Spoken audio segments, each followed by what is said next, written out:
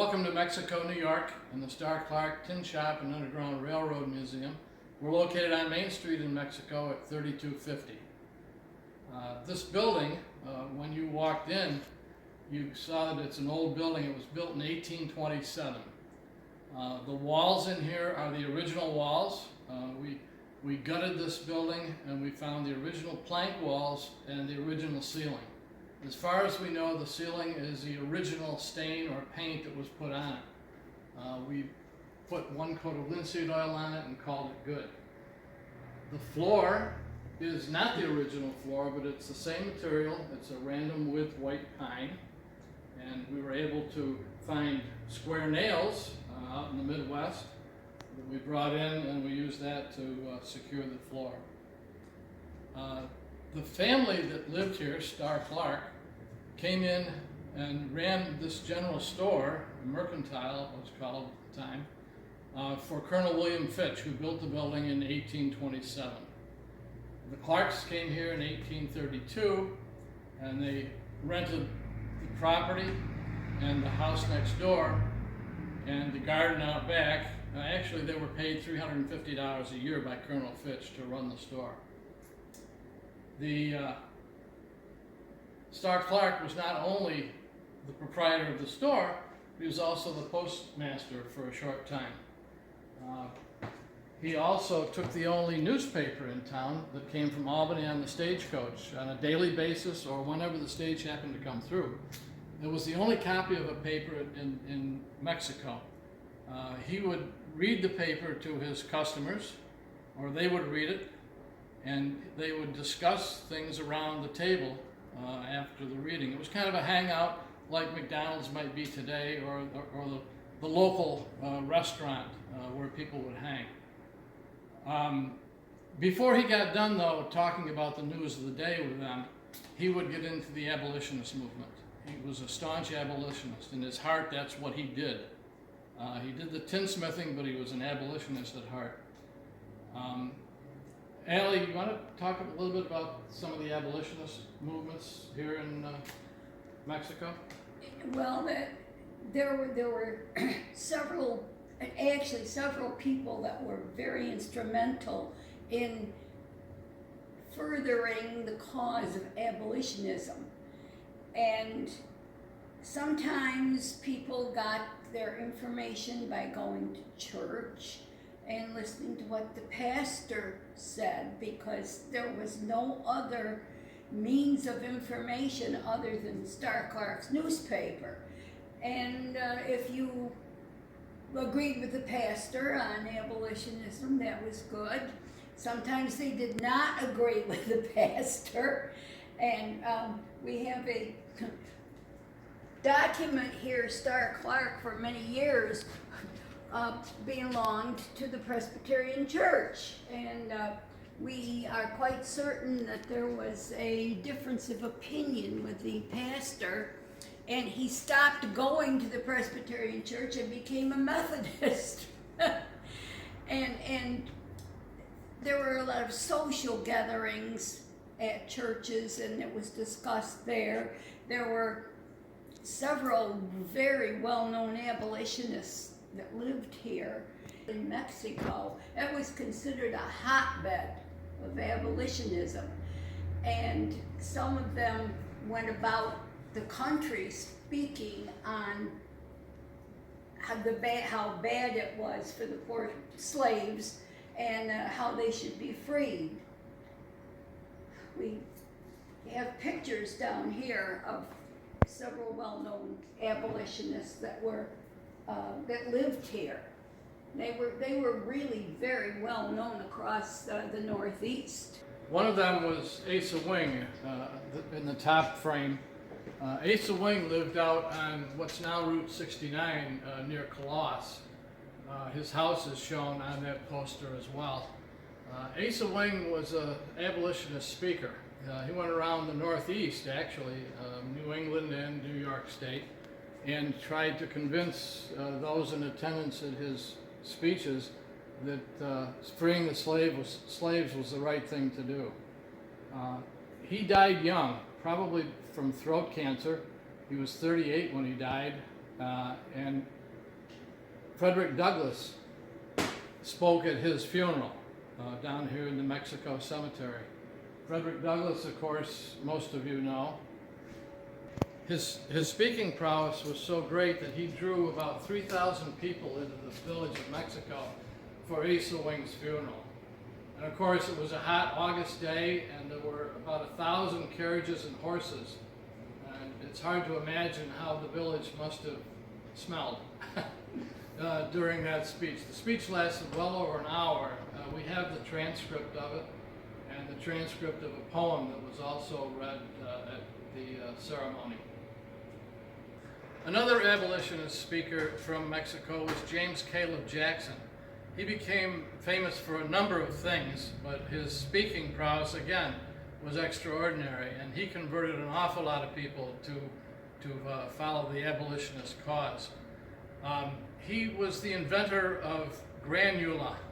He called it granula, and when Kellogg's decided to sell it commercially, they called it granola.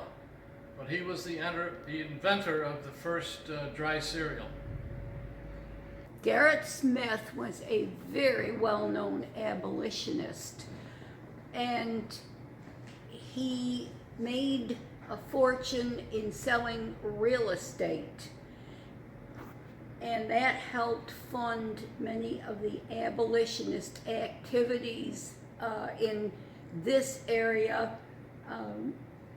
He owned the east side harbor of Oswego, and that's where the Canadian ships came in and were able to transport slaves to Canada where they would be free. And one famous fugitive who was transported through there was William Jerry Henry, and that was the Jerry Rescue.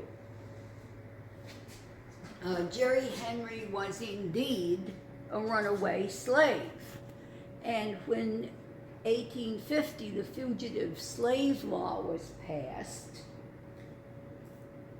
it allowed the slave catchers to come north and retrieve the runaway slaves and return them to their rightful owners. And Jerry Henry was working in Syracuse as a cooper, made barrels, salt barrels. And the slave catcher came to his place of business and captured him with the aid of the police. At the very same time, the Liberty Party, which was an abolitionist party, was having a convention in Syracuse. And when they heard about Jerry being captured, they ran out of the convention site, tussled with the police, tried to free Jerry. The police won, and Jerry was put into jail awaiting trial the next day by a magistrate who would decide if he was free or if he was a slave.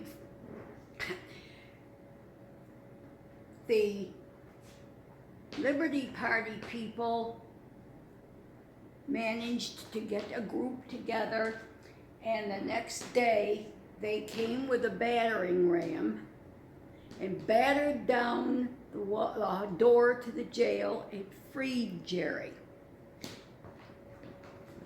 He was hidden in different houses in Syracuse for 4 different days, and then a butcher who had a store in downtown Syracuse came north with his wagon with a canvas cover over it.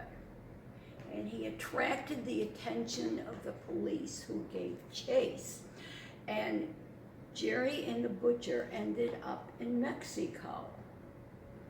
And the first night he stayed in a little house across from the high school. And then the second night they moved him out to a farm on the outside of the village, where he stayed for 2 weeks.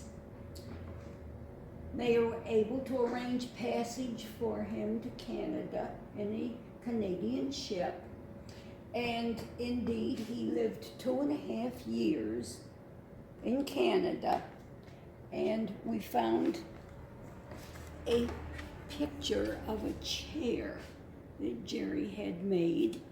He worked as a carpenter in Kingston, and he died. He died of pneumonia. The climate did not agree with him very well, and he's buried in the Cataraqui Cemetery in Kingston. This made every newspaper almost in the country, and it proved to the slave catchers, don't come to this area because you will get no cooperation. Some of the runaway slaves who came through upstate New York were safely guided by people who were cooperating with the abolitionists. The manacles that Jerry wore, these are not Jerry's manacles, but they are in Syracuse at their historical museum, and they look just like those. Starr Clark's occupation was a tinsmith. As I said, he came here in 1832, turned this building into a tin shop, and we believe that this is the actual workbench that Starr Clark used or built when he started his business here in Mexico. Tinware, as you may know, most of you are historians, you probably do know, tinware was used a lot like plastic is today. Almost every utensil in the home and the farm were made out of tin. We have many different kinds of tin here, from mugs to candle holders to sieves to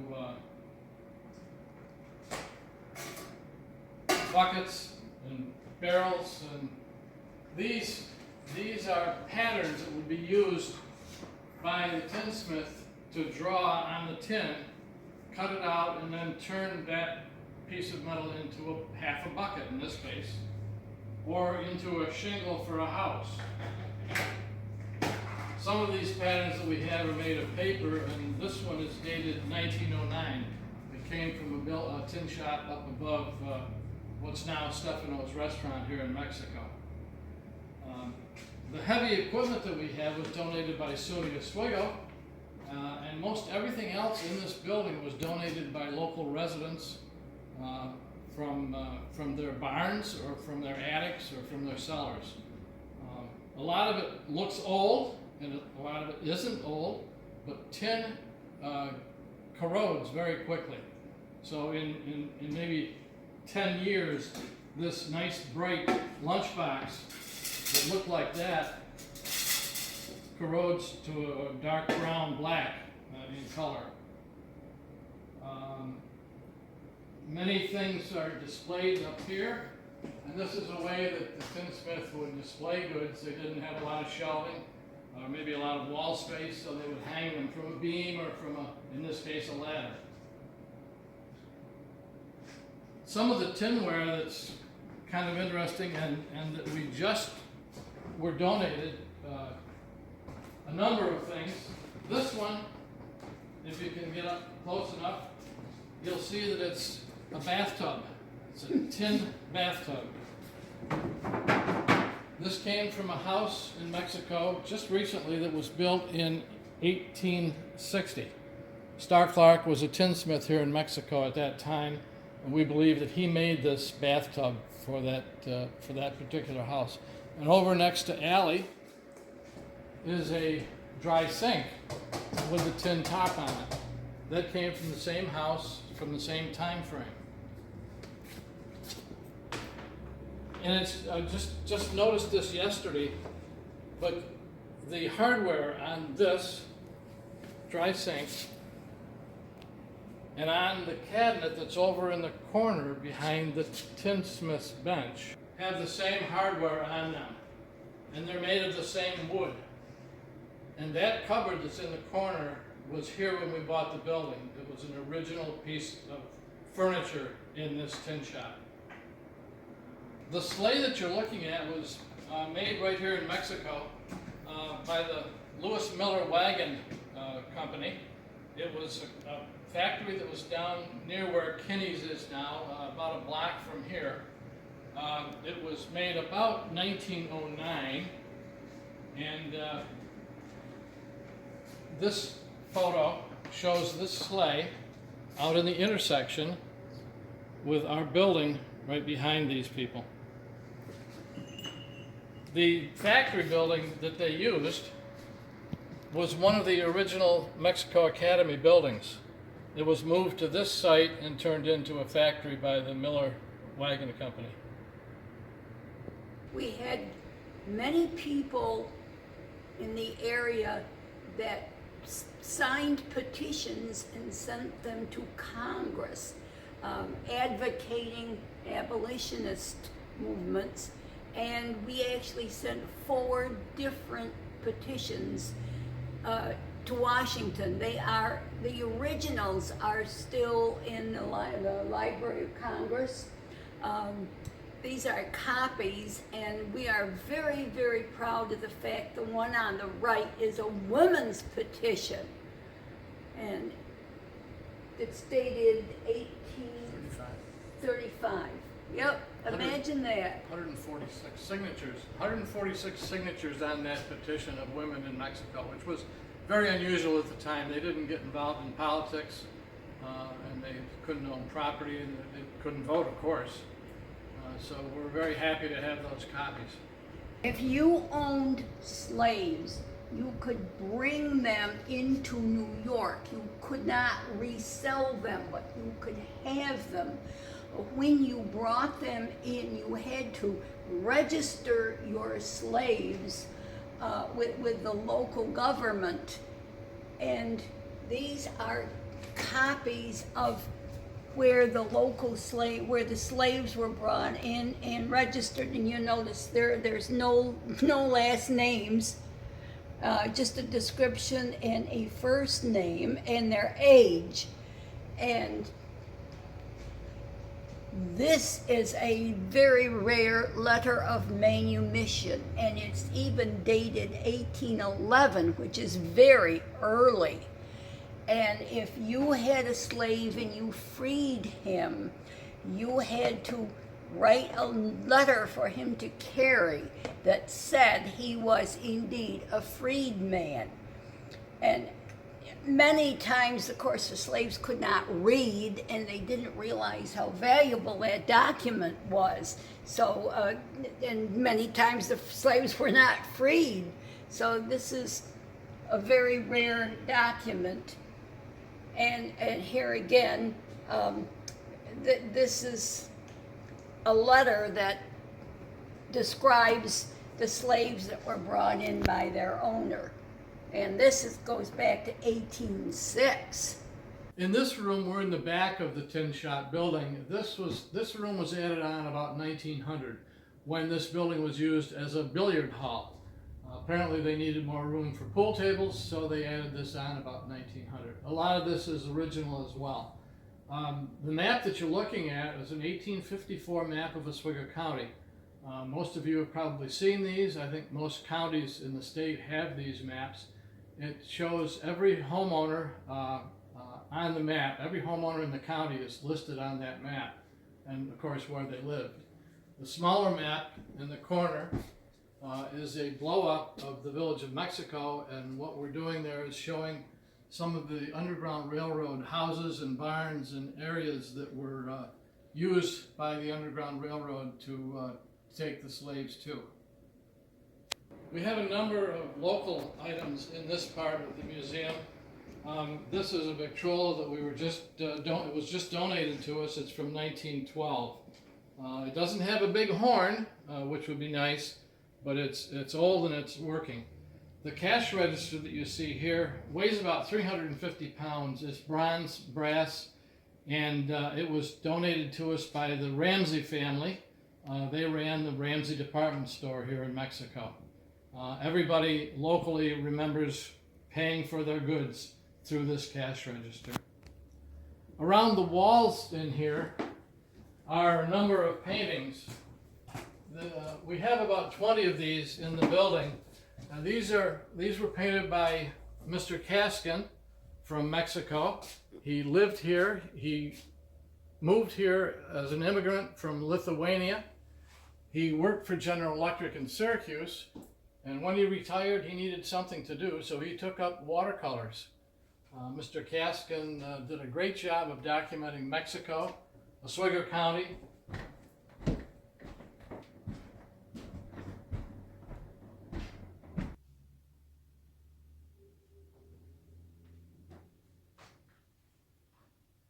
The second floor of our building is a lot more local history. We have a military area that highlights clothing and items that were used by and worn by veterans from the Mexico area. The uniforms were worn by past soldiers. The one in the center is kind of a bluish gray, was from the Mexico Military Academy. The academy was a military academy for a few years during the late 1800s.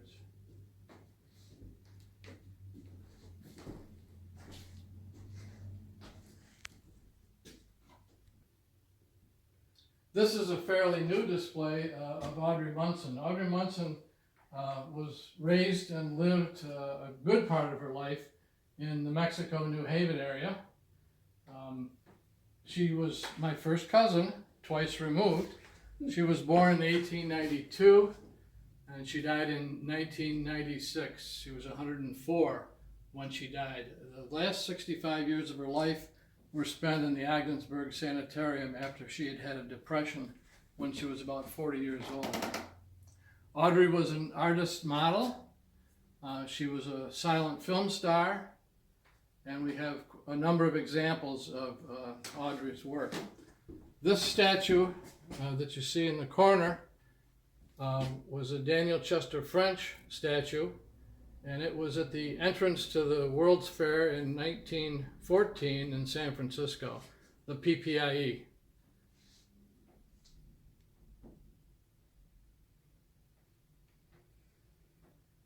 Three books have been written about Audrey. The latest is The Curse of Beauty. It tells her life story.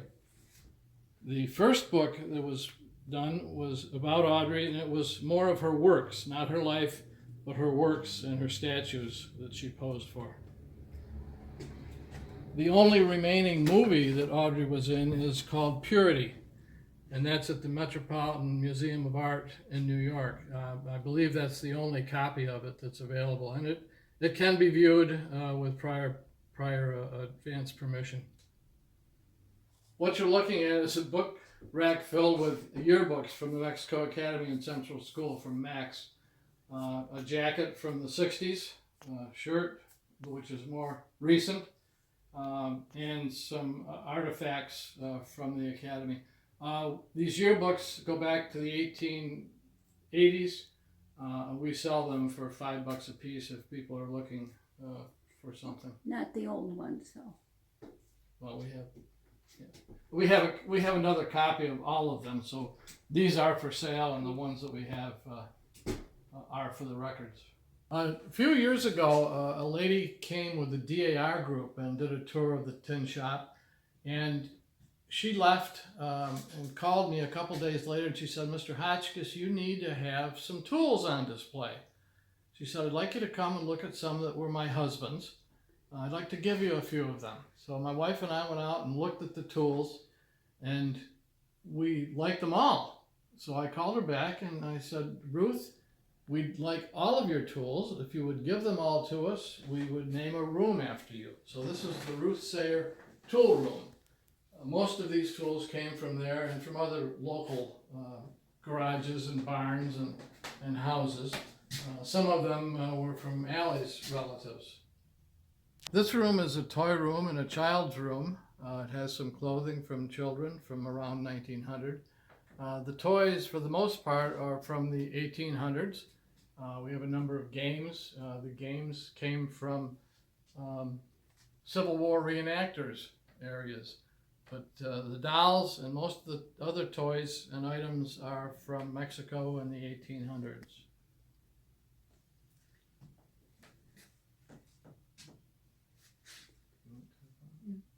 The stenciling that you will see in this room, the tool room, and our meeting room was done by a group of ladies.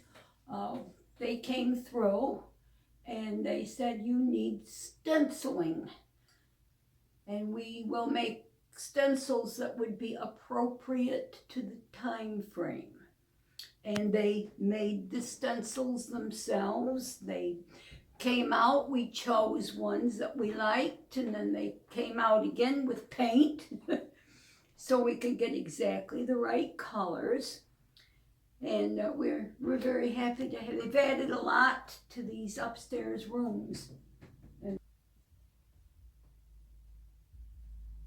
We're back in the 1827 part of the building again.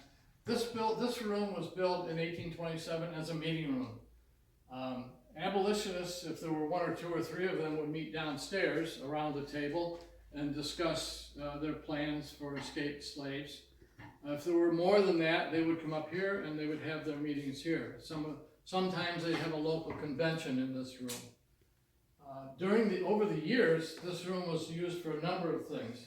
The Masons met here early on. Some of the churches would have their church services here on Sundays before they had their own buildings. And it was a one-room school at one time.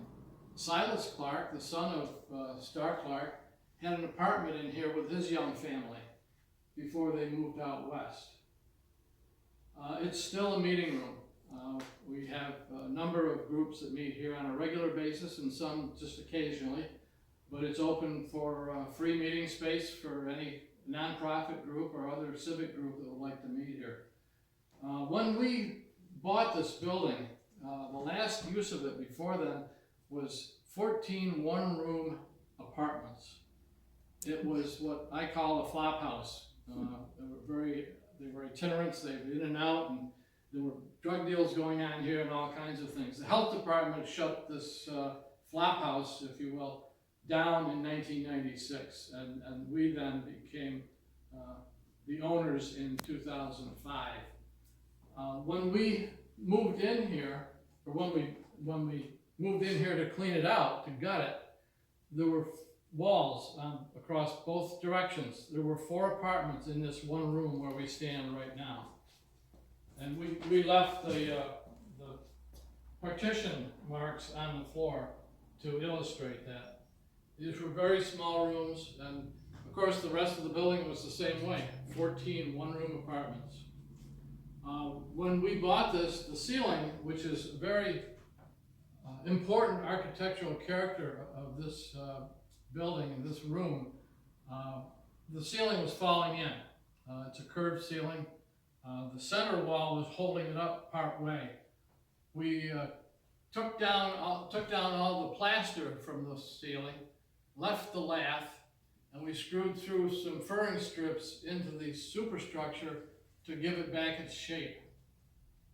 Then the drywall people came in and they put drywall over a table, wet it down, and shaped it to this curved shape of the ceiling, and put those sheets up one at a time.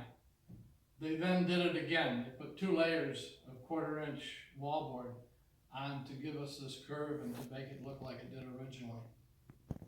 Thank you very much for visiting us today. We love to have visitors. We are open anytime.